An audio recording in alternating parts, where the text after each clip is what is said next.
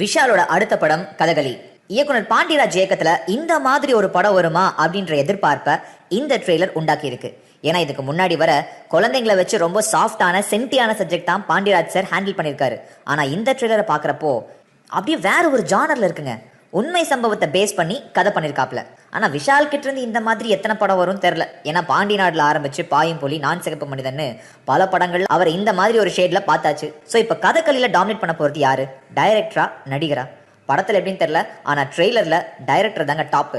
ஏன்னா ரெண்டு விஷயத்துல மனுஷன் சிக்ஸ் அடிக்கிறாரு. ஒன்னு தம்பான்ற கேரக்டரை யாரு கொண்டான்னு நாமளும் யோசிக்கிறோம் ட்ரெய்லரை பார்க்கும்போது.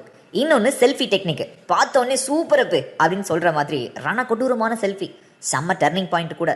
அடுத்து நம்ம கேத்ரின் தெரசா மெட்ராஸ்ல வந்த மாதிரி இல்லாம கொஞ்சம் சேஞ்சஸோட ஹீரோயினா வராங்க போல. அப்புறம் கோலிசோடல மெயின் வில்லனா வந்தவர் இந்த படத்துல மறுபடியும் மெயின் வில்லனா வராரு. கதை என்னவா இருக்கும்? வழக்கம் போல சிட்டிக்குள்ள பல ரவுடி கும்பல்கள் இருக்கு. அவங்களுக்குள்ள வர சிக்கல்ல விஷால் குடும்பமும் சிக்கிக்க அதுல இருந்து எப்படி விஷால் தப்பிக்கிறாரு. இப்படிதான் பாண்டி நாடு ட்ரெய்லருக்கு சொன்னோம். இன்னும் எத்தனை படத்துக்கு சொல்ல போறோம்னு தெரியல. ஸோ ட்ரெய்லர் வந்து ஜில்லா ஜங்கா ஜக்கா.